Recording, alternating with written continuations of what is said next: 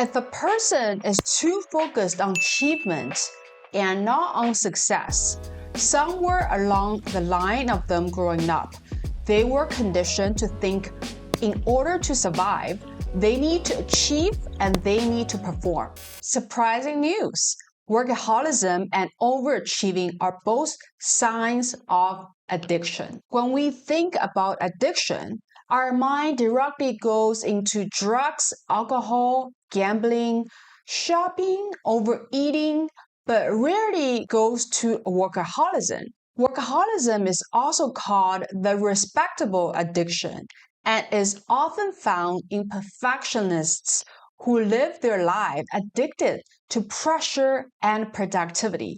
Now, why are people addicted to pressure and productivity? Because it is a coping mechanism to escape one's negative feelings, often derived from trauma. Edward Kazan, former professor of psychiatry in Harvard Medical School, originated the self-medication hypothesis of substance abuse.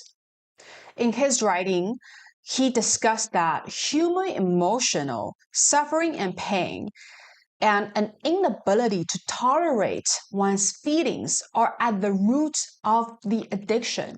The desire and need to numb or control distress, cope with low self-esteem, anxiety, or depression may push people into using any substance, such as alcohol, drugs, cigarettes, and any other unhealthy behaviors such as gambling, compulsive eating, and even overworking. If workaholics have an AA meeting, I'd be the first one to raise my hand. Hi, my name's Crystal. I'm a recovering workaholic. I used to be proud of all the hours I put in burning midnight oil on some useless presentations, not seeing my friends for months, getting one credential after another, only want to brag it to my parents about my achievement and hiding all my suffering. Most importantly, I could not bear the thoughts of chill. You might as well just kill me if you want me to relax and do nothing for a week. In this video, I wanted to explain what made achievement the center of our universe, and most importantly, how to stop being a workaholic overachiever. First of all, I want to say that there's a big difference between achievement and success. Achievement is not success or happiness. Achievement has a connotation that is out to get something in the world. For example, I did this, I did that, so I can do something else in return. For example, I get a promotion so that I can get more money or prestige. I won the marathon to beat all other people or break a record. It's always outward driven, and success has a different form. You can be successful if you are happy. You can be successful if you become a mom, if that's what you want. You define what success is for you, and you do not do it for anybody else. If a person is too focused on achievement and not on success, somewhere along the line of them growing up, they were conditioned to think in order to survive, they need to achieve and they need to perform. And what is survival? It is to get our needs met. Tangible needs include food and shelter. Intangible needs include love and companionship. Have you ever noticed that immigrants work harder? Well, that's because they needed to. When they went to a new environment and they have no connections there, they oftentimes don't speak the language. They have a lot less opportunities to make money. So therefore, they needed to work extra hard to just survive. However, eventually, they're so used to the amount of work they do, even when they don't need to do anymore, they don't need to work that hard, they still go and achieve and they work. To talk about a story of my grandma. My grandma was born when the China, as we know now, was founded in 1949. So she was born into poverty, and she was the oldest daughter of 9 kids.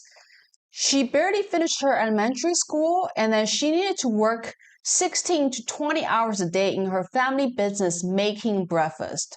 And she also needed to take care of all her other siblings. When she retired, she refused to sit still. She wanted to work on anything that can make her money. So she became a bookkeeper. She even collected garbages and sell them for money. And she refused to spend any of her own money, including spending time making phone calls, because she did not want to waste any of that.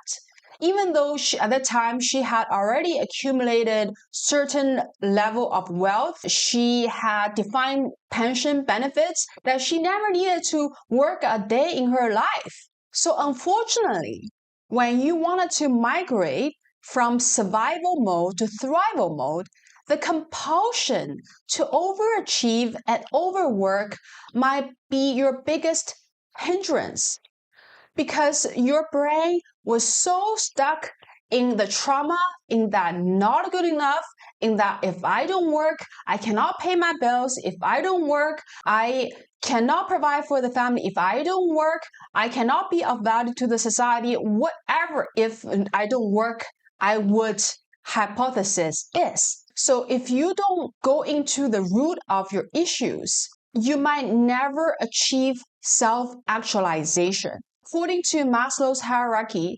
self-actualization lies in the top of the pyramid. One needs to achieve, the one who achieves actual self-actualization will need to have intrinsic motivation and not achieving for others or for performance or for the society or for any other trauma they carried within them. So how to stop yourself from overachieving and overworking? Number one is to be aware of your trauma. One way you can do that is to stop working for a while, even if it's just a one weekend. And every single time you feel anxious, you journal and ask yourself when you are restless, which part of yourself needs soothing. For example, my anxiety from stop working always came from the fact that in Asia, just so that you guys know, I was born and raised in China. I went through the education system there. Exams were always ranked. So for all the years, if I do not do better than others in an exam, or after I started working in a socially acceptable manner, I would always feel that I could not survive. So that trauma of not being good enough or afraid that I am not good enough in comparison to others, because that's what, the society of China programmed in me, stopping me from my self-actualization. And then after you are aware of your trauma, you wanted to grieve about it. You want to grieve the time and the effort, the energy you give away to something that didn't bring you happiness. And you at the time might not even have your own best interest when you're deciding to do such things such as overworking, overachieving. But most importantly, you want to grieve the self that you give away to something outside of yourself, to that social recognition, to that you're good enough in the eyes of others, to that I'm finally perfect in the eyes of your parents. You, like a lot of other people who are going through it, just want to survive. You have no choice at a time when the trauma is formed in your body. The last step is you wanted to finally get to know yourself. Who are you? What do you do? What do you want to do? If you don't need to worry about money, the fact is if you're overachiever, the chances are you probably already have certain level of earnings and savings. What are the things you wanted to do?